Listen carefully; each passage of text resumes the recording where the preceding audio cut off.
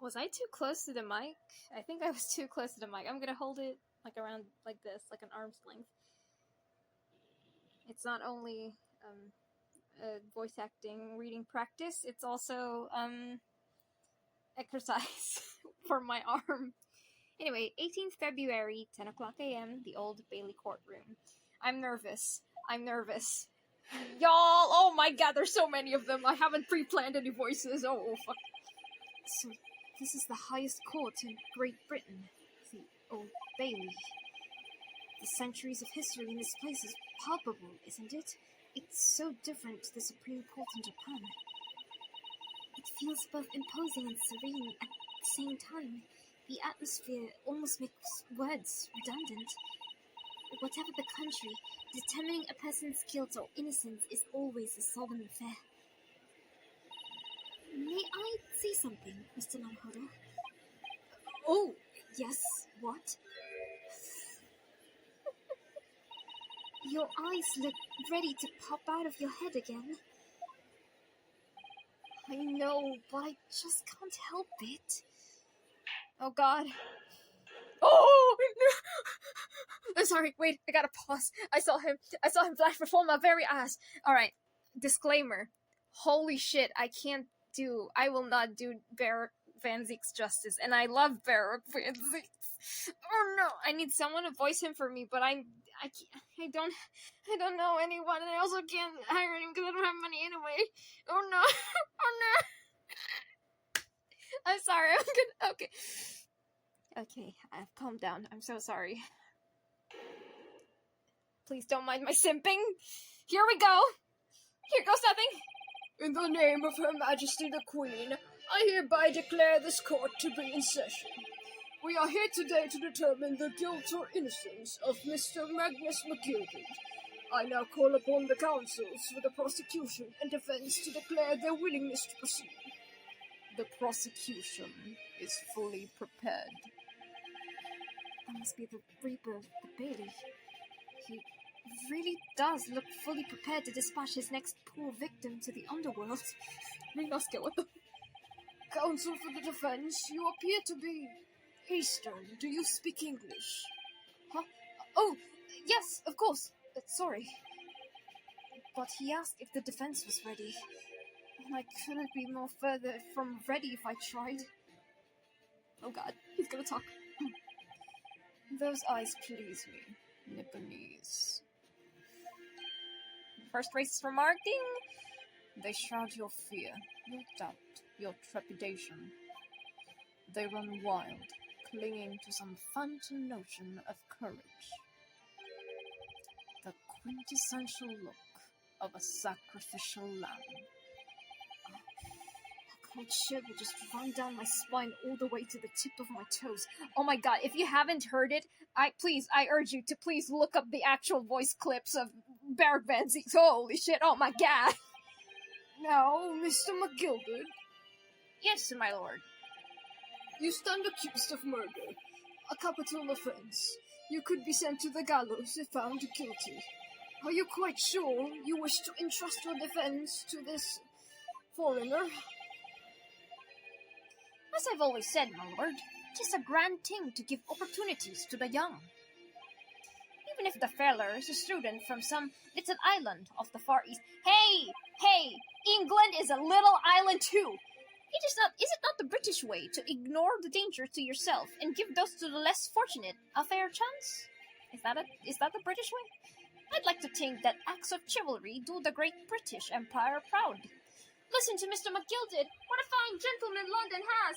Did you hear that he donated £5,000 to the government the other day? Mother, may we please go and play at McGilded Park? It seems as though everyone in the public gallery is firmly behind Mr. McGilded. That's definitely welcome news, and he certainly has a way with words. I'm surprised he couldn't convince anyone to defend him. Eloquently put, Mr. McGilded, and most laudable sentiments. Now, ladies and gentlemen of the jury, I'm sure I need hardly remind you that you 6 members of the public have been selected for your impartiality. Are you ready to proceed? Yes, my lord. If the task is to send rotters to the gallows where they belong, I'm more than ready. Is that good enough? At the manor, his lordship always says we should dispose of rubbish promptly. Naturally, I agree. Remember these voices, goddammit.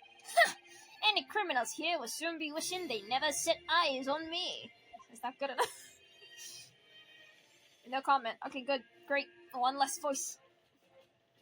Glug glug. I feel a chill. Oh, don't mind me, my dears. I'll just be getting on with my knitting. I must finish this mitts for my grandson. Mr. Naruhodo, these people are the jury. Yes, that's something we don't have in Japan yet. That's right. I've only ever read about it. But here in Great Britain, the court's final verdict depends on the opinions of these 6 jurors. The judge passed sentences according to the law, but the jurors determine guilt based on common sense. So the defendant is ultimately judged from 2 completely different points of view. But how exactly do the jurors give their verdict? That I don't know, but I'm sure it will become clear as the trial progresses. Yes. Prosecutor Van Zieks, My lord. it's been a number of years since we've seen you here in the courtroom. I thought you've renounced your fame. I'm known as the Reaper of the Bailey, my lord. Infamy rather than fame, I would say. But yes, 5 years have passed since I last spread my wings in this capacity. So, what brings you back? Is there some change of circumstance in which the court should be aware? Dramatic ass bow, thank you. Whoever did the rig for him, thank you. I leave that to your imagination, my lord. So the Reaper has been out of action for 5 years? Why did he have to choose today of all days to make a comeback? That's what I'm saying. Don't lose heart, Mr. Naruhodo. As you wish, sir. The court nevertheless welcomes your return. Now then, opening statements, I think. A summary of the case, if you please. Certainly, my lord. As your lordship is aware, this is a case of overwhelming simplicity. We must be the only ones here who aren't aware. Can I get a copy of the case file? The incident took place in the late evening. 3 days passed. The hour was some minutes after 10. The victim was a maker of building bricks, known in the community as Thrice-Fired Mason. I don't know if that's because... Sorry. Thrice? I don't know if that's because he makes bricks that he fires them thrice to, improve the quality, or if that's because he got fired 3 times, but okay. He was a very accomplished craftsman. The bricks he fired were said to be almost indestructible. Oh, there we go. That answers my question. It was because he fired the bricks 3 times. The victim's corpse was discovered in an omnibus in the service on the streets. I can't read today. I'm so sorry. The victim's corpse was discovered in an omnibus in service on the streets of London at the time. There we go. Sorry about that. A dagger that had been thrust into the victim's abdomen is believed to be the ultimate cause of death. Here is the autopsy report from the investigating medical officer at Scotland Yard. Thank you, counsel. I shall accept that and the photograph as evidence. So far, I don't know how the quality of this is even coming across. I feel like I'm too close to the mic. I'm so sorry. I'm sure if when I edit the big thing, I should... Come on, just add it to the court record, man. And one further item of evidence. The prosecution wishes to submit these as well. And these are... Good Lord! Is that blood, counsel? Yes, my lord. Seized by a policeman who arrived at the scene. These gore-soaked gloves were taken from the hands of the accused when he was arrested. What? Mr. McGilder's gloves had blood on them?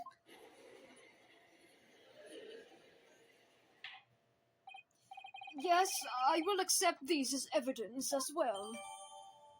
God damn it, McGilded. You're not making this easy for us, man. Oh. How did I get into this? I'm backed into a corner before I even started! Continuing. There's fucking more! According to the driver of the omnibus, there were only 2 passengers traveling inside his vehicle at the time. Only 2? Obviously, one of those passengers was the deceased brickmaker, Mr. Mason. The other was the accused, Magnus McGilded. Well, rather damning circumstances, to say the least. Defendant, what say you? Well, of course. I have no recollection of such a thing. Mr. McGilded. To be sure, I rode the omnibus that evening, but whenever I'm in a carriage, I'm taken with a fierce tiredness, and I always succumb to it. Are you claiming to have been asleep? 'Tis the motion of the carriage, my lord. I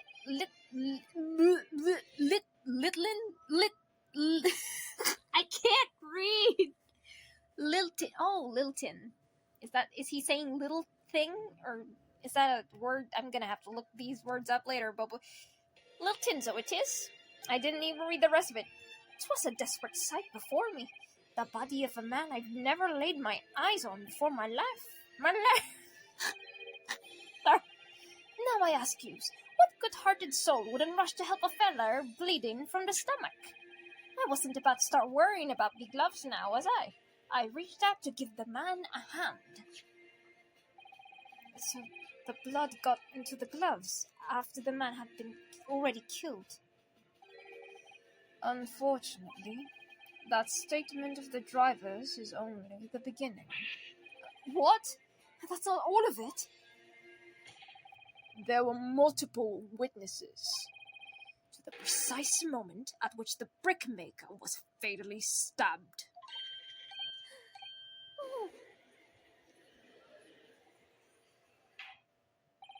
Order! Order! Order! When the killing took place, only the victim and the accused were inside the carriage, and there were witnesses to the crime. This is not just a case of compelling evidence. It's the nail in the coffin for the accused.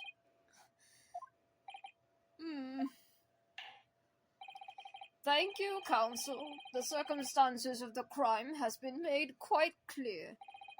I think we will hear testimony from these witnesses first of all. Your wish is my command. Bailiff, bring the witnesses in at once. I feel like I'm getting carried away by his anger every time he slams the desk. I'm like, anger. Witnesses, your names and occupation. My name is... Well, everyone calls me Beppo. I drive an omnibus in the East End. Bruce Fairplay. I'm a banker in the city. My name's Fast. Lady Fast. I, make hats for gents. Terrible. I love it. Let's begin by confirming the facts.